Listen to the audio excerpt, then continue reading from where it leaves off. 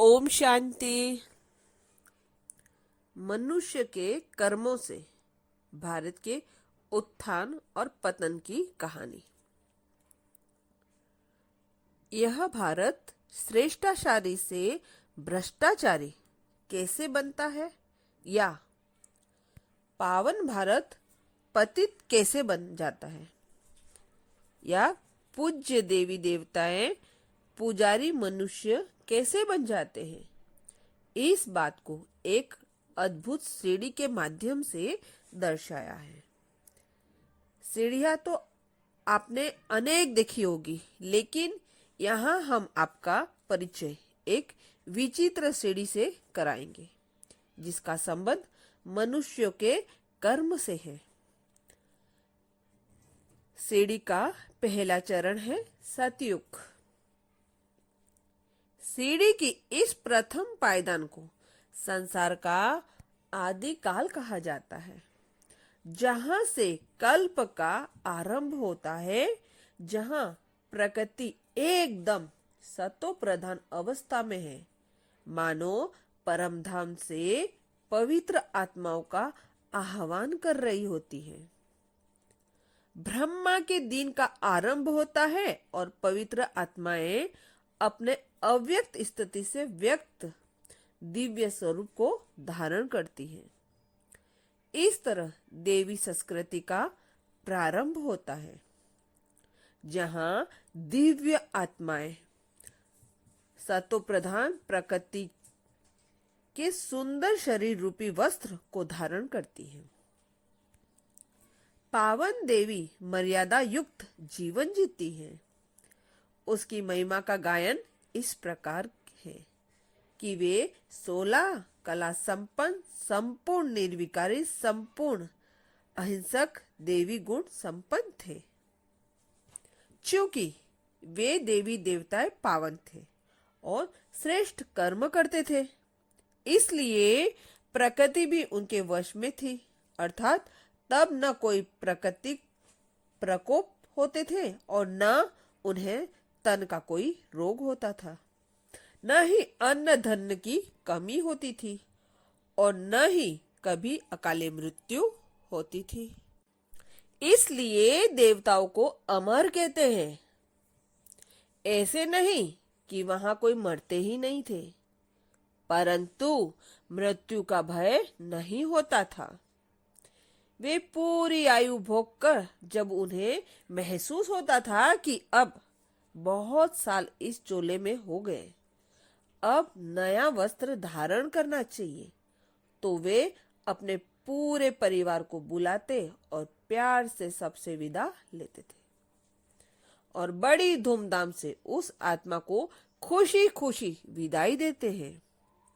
कहने का भाव है कि वहां मृत्यु भी एक महा उत्सव हो जाता है, इसलिए उन्हें अमर कहा जाता है। इसी प्रकार स्वाभाविक रीति से श्रेष्ठ धर्म निष्ठ, श्रेष्ठ कर्म निष्ठ, सतो प्रधान तथा निर्विकारी होने के कारण 1250 वर्ष में उनकी आयु लगभग 150 साल की और सिर्फ 8 जन्म होते हैं। इस युग में श्री लक्ष्मी नारायण का राज्य होता था, परंतु ये नाम और स्वरूप तो तब मिलता है जब वे राजगद्दी पर विराजमान होते हैं।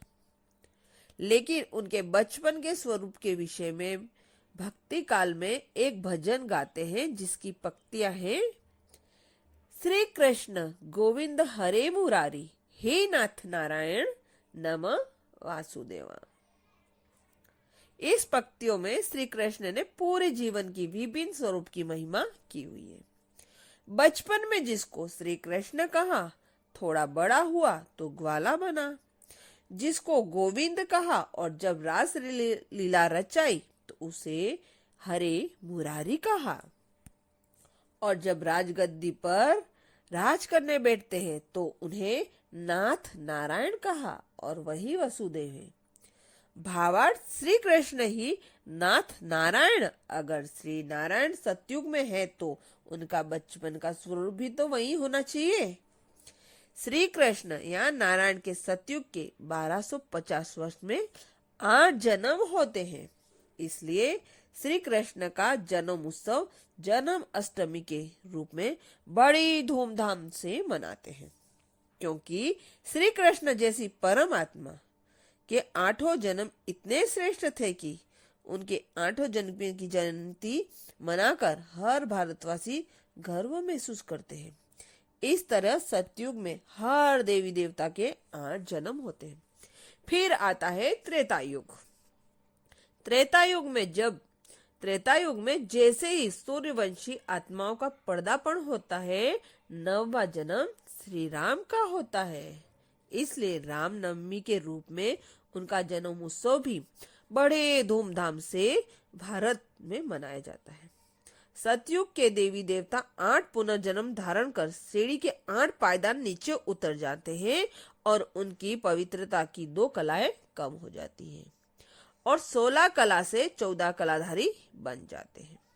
जैसे ही पूर्णिमा के बाद चंद्रमा की कलाएं कम होती है, वैसे ही देवी देवताओं की पवित्रता और शक्तियों की कलाएं थोड़ी कम होने के कारण उनकी क्षत्रिय वर्ण के देवता के रूप में पहचान प्राप्त होती है और फिर उन्हें दिव्य गुण संपन्न, मर्यादा पुरुषोत्तम, अहिंसा परम धर्म वाले ही मानते हैं। ऐसे ही भारत का स्वप्न बापू गांधी ने भी देखा था कि सतयुग जितना संपूर्णता नहीं सही, परंतु भारत को राम राज्य जैसा तो बनाए। इस तरह इस युग में सतयुग की 150 की आयु से कम होकर 125 की आयु हो जाती है।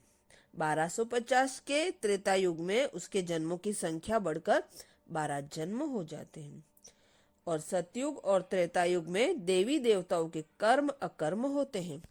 इस तरह सतयुग और त्रेता युग ब्रह्मा का दिन समाप्त होने के बाद ब्रह्मा की रात्रि आरंभ होती है। उसके बाद आता है द्वापर युग।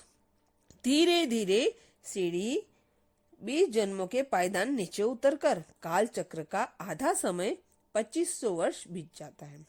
आधा समय बीतने के कारण आत्माओं में भी आधी कला ही कम हो जाती है। 16 कला से 14 कला और द्वापर युग में सिर्फ 8 कलाधारी रह जाते हैं।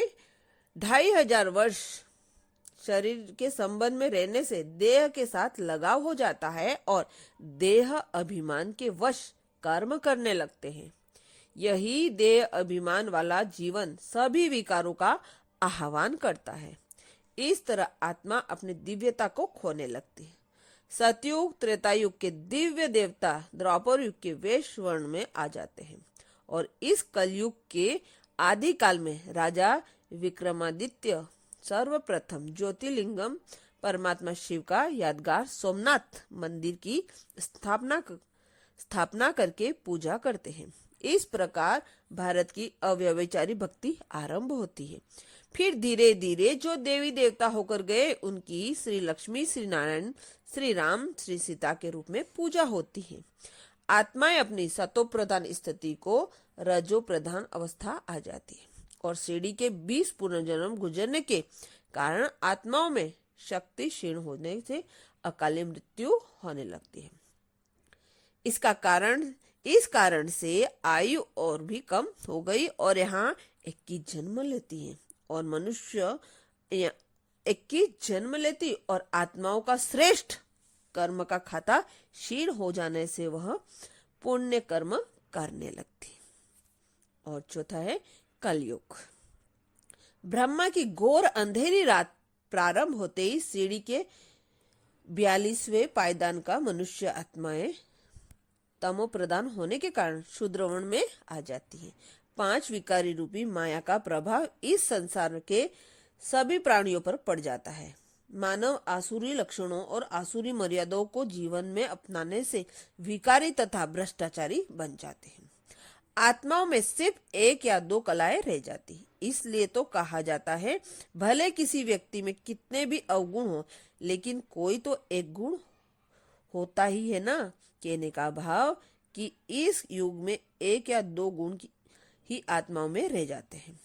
इस युग में प्रकृति भी तमोप्रधान होने के कारण मनुष्यों को रोग, शोक, वृद्धावस्था और अकाले मृत्यु आदि से पीड़ित करने लगती है। मनुष्यात्माओं से योग भ्रष्ट होने के कारण प्रकृति के 5 तत्वों को ही ईश्वर मानकर अनेक प्रकार के भूत पूजा करने लगते हैं और भक्ति भी व्यभिचारी स्वरूप होने जाती है। धर्म का कोई कमाई का साधन बनाया जाता है और जाति पाति के सांप्रदायिक तथा विरोधी धर्मों के बीच खूब लड़ाई झगड़े लगते हैं। प्रजा पर राज्य होने के कारण अनुशासन, हीनता, मतभेद, धर्म भेद, प्रांत भेद, भाषा भेद आदि आदि के कारण आए दिन दंगे प्रसाद होते हैं।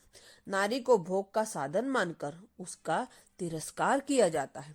कलयुग के कलाहीन तमोप्रधान अवस्था के कारण आयु कम हो जाती है। लोग अकाले मृत्यु का शिकार बन गए हैं और इसलिए जन्मों की संख्या बढ़कर 42 हो गई और यहाँ मनुष्यों में विकारी वृत्ति होने के कारण जाने अनजाने में बहुत पाप कर्म, विकर्म और विकृत कर्म होने लगते हैं। इस तरह ब्रह्मा की रात्रि का अंत होने लगा और सीढ़ी के अंतिम पायदान पर आ पहुंचते हैं। इस प्रकार अगर देखा जाए तो सतयुग में 8 जन्म हो, त्रेता में 12 जन्म, द्वापर में 21 और जन्म और कलयुग में 42 जन्म सब मिलाकर 43 जन्म होते हैं और एक जन्म कलयुग और सतयुग के आदि काल संगम के समय पर होते। यही जन्म दुर्बल जो बार बार नहीं मिलता। अच्छा, ओम शांति।